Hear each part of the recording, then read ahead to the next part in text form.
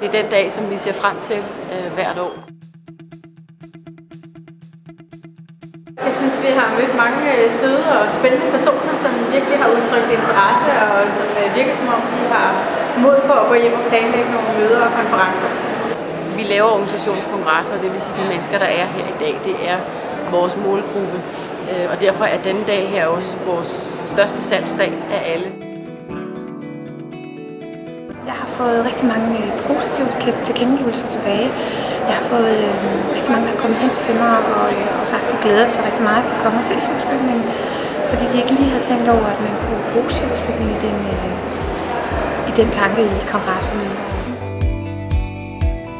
Man har fået gjort opmærksom på sig selv og fået fortalt, at vi er her. Og så kan man jo bare håbe, at der er nogen, der synes, at det vil være okay at bruge os til nogle andre konferencer.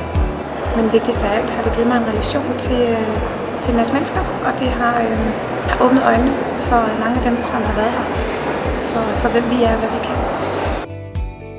Som har mulighed for at tale med folk face to face. Det er en stor salgsaktivitet for mig.